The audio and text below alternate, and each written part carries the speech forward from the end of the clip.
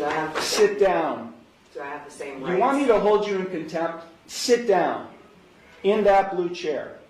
Do I have to Sit down! The judge in this clip doesn't play around. He's firm, direct, and completely in control.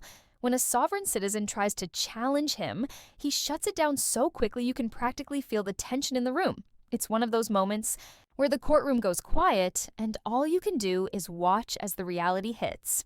Big thanks to old Squishy Gardner for bringing this incredible clip to light. Now tell me, do you find sovereign citizen moments entertaining or just frustrating? I'm somewhere in the middle.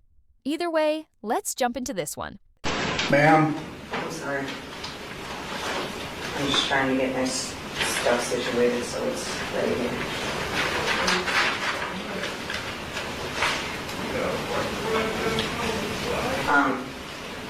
Take a seat I have a question. in this blue chair. Do I have to Sit down. Do I have the same rights? You want me to hold you in contempt? Sit down. In that blue chair. Do I have to Sit down! there? One more time. Sit down.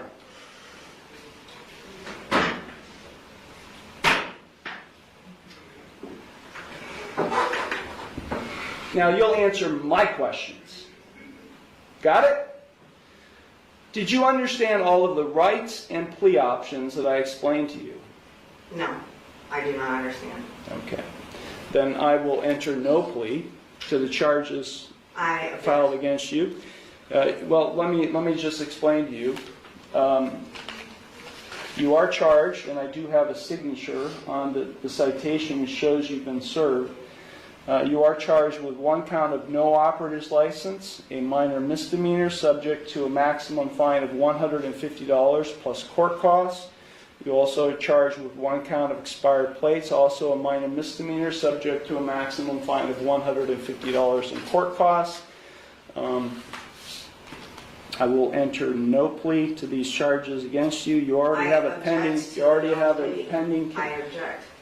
What do you object, Ms. Ma'am? Because I did not enter that plea. Okay, so you tell me how you would like to plead: guilty, not guilty, or no contest. I'm not.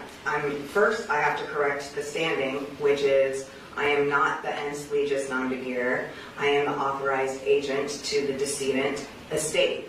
I am coming in here as the settler, and I want to settle this case. I have sent in a paper that is my declaration and affidavit of what I want to do, which is to settle the case. I am willing to surrender the person to the court for mutual consideration. I do not want to continue doing this. I don't have anything to do with this. That paper that I signed, which is the summons, is signed v coatis, which is void contract, and I reserved all of my rights on there.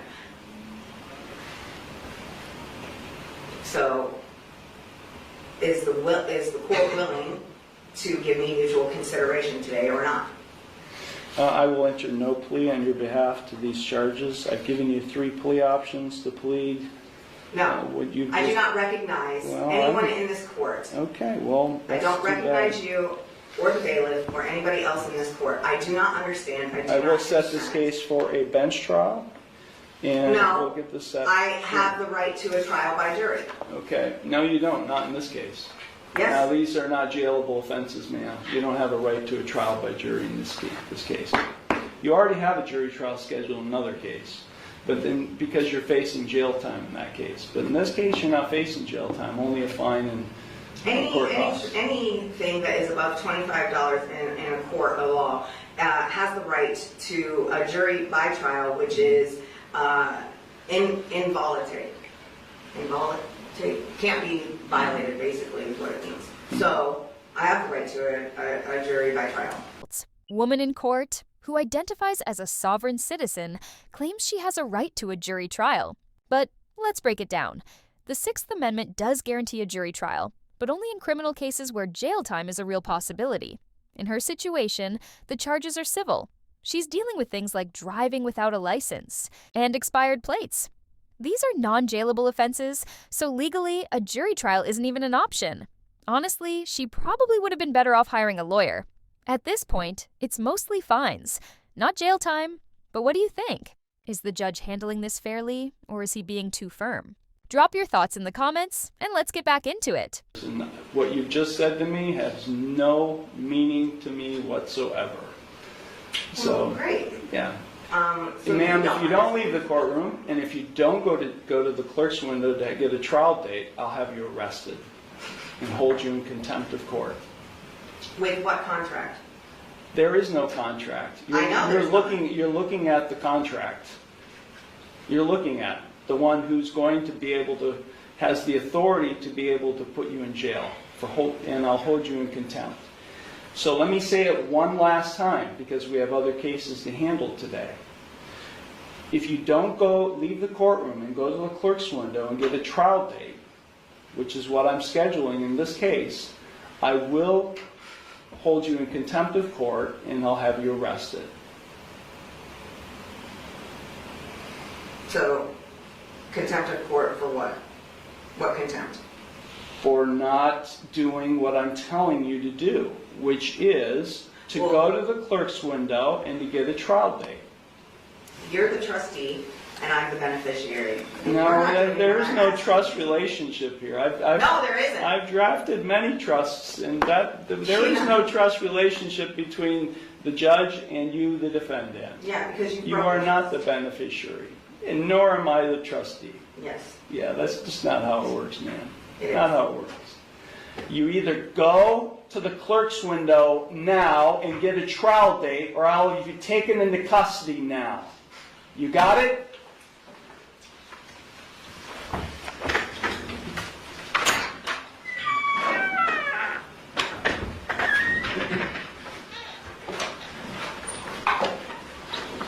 Is this your phone?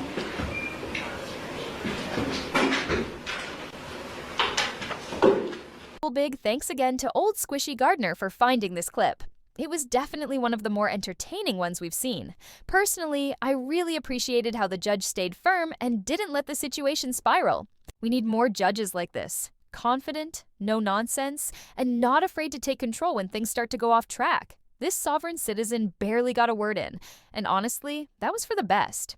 These types of arguments, claiming the more law doesn't apply to them, just don't hold up in court.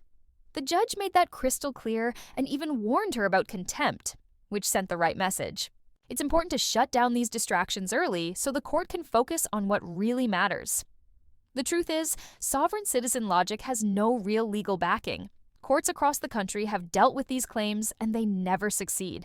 It's frustrating to watch people try to game the system with these ideas, especially when the outcome is always the same: wasted time and no results. What really stood out in this clip was how the judge didn't let her take over the room.